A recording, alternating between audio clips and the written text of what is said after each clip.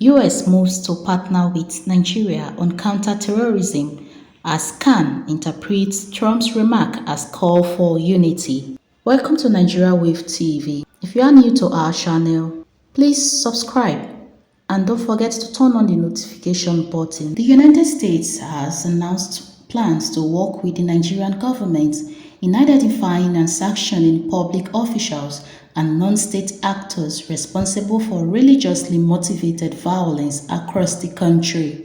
Chair of the United States Commission on International Religious Freedom (USCIRF), Vicky Hartzler, confirmed that the US government would soon begin naming individuals linked to violations of religious freedom in Nigeria.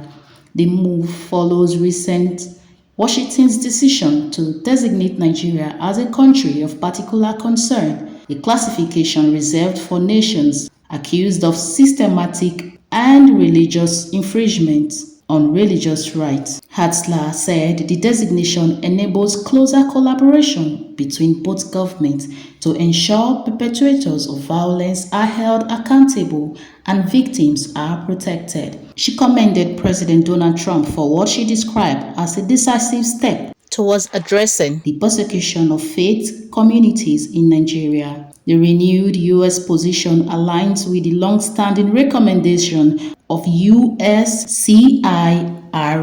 which has accused Nigeria of failing to curb recurring attacks against religious communities since 2009. In addition, a bill currently before the U.S. Senate titled the Nigeria Religious Freedom Accountability Act 2025 S2747, sponsored by Republican Senator Ted Cruz, seeks to impose sanctions on Nigerian governors, public officials, and judicial officers found complicit in religious persecution, corruption, or the enforcement of blasphemy laws. USCIRF Vice Chair Asif Mahmood said Nigeria's continued tolerance of such abuses justified its CPC designation and warned that U.S. administration would take concrete actions under the International Religious Freedom Act to encourage reform. Meanwhile, the federal government of Nigeria has rejected the U.S. classification, describing it as inconsistent with the reality on ground. The President of Nigeria, Bola Ahmed Tinubu, reaffirmed his commitment to fighting extremism, protecting citizens, and promoting religious tolerance and inclusiveness. The Economic Community of West Africa States, ECOWAS, also dismissed claims of genocide against any specific religious group in Nigeria or elsewhere in the region, stating that terrorist attacks have targeted civilians irrespective of their faith or ethnicity. The regional bodies urged international partners to focus on collective support for member states rather than divisive narratives. Similarly, the European Union (EU) reiterated its commitment to religious freedom and peaceful coexistence in Nigeria, while cautioning against framing all violent incidents as religiously driven. It noted that insecurity in the country is caused by multiple factors, including poverty, land dispute, and weak governance. The EU reaffirmed ongoing cooperation with Nigerian authorities to promote peace building and assist victims of violence and displacement. Reacting to the controversy, the Christian Association of Nigeria (CAN) in the 19 northern states and Abuja urged citizens to view President Trump's recent comments not as divisive, but as a call for unity and collective responsibility in addressing insecurity. CAN Chairman Reverend John Hayab said the statement should encourage peace-loving Christians and Muslims to work together in demanding concrete action from the government to end killing and protect all citizens, regardless of faith or identity. He emphasized that the goal should be national peace and the freedom of every Nigerian to practice their religion without fear.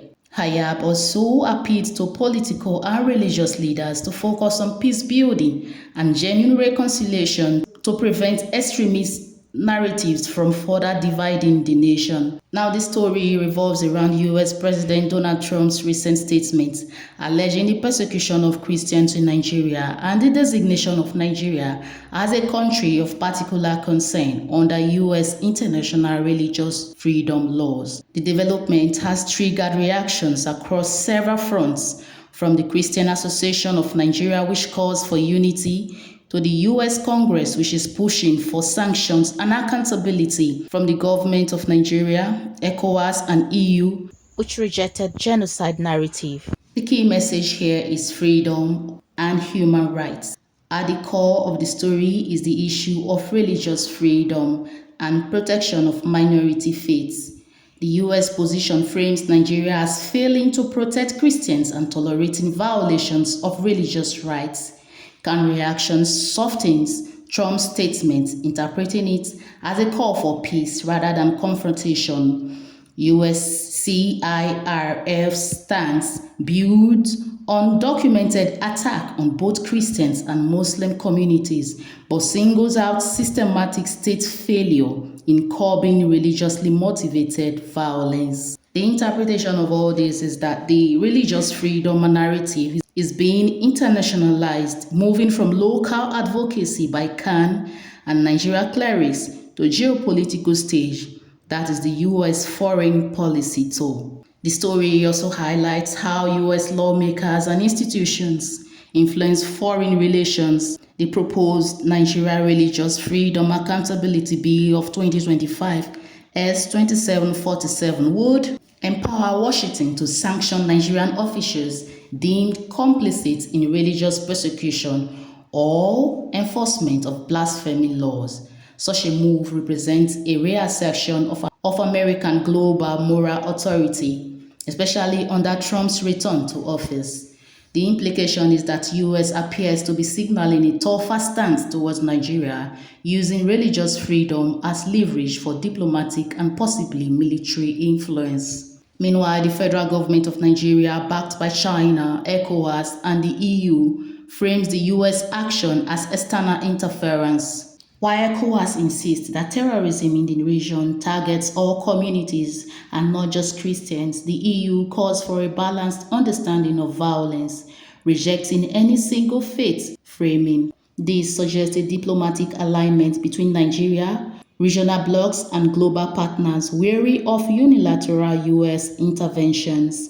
The China-Nigeria axis could also be reinforced in response to perceived American overreach. For Nigeria, as regards diplomacy, there seems to be a strain in US-Nigeria relations and possibly sanctions on officials. On security, it will be greater US intelligence or military involvement if Nigeria accepts assistance.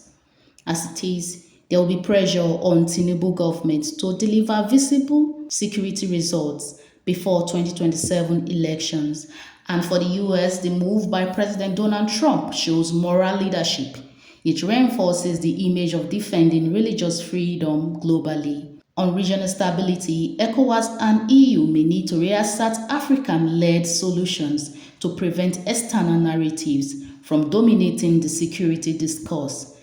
The story encapsulates a crossroad moment in US-Nigeria relations, where religious freedom advocacy intersects with geopolitical strategy.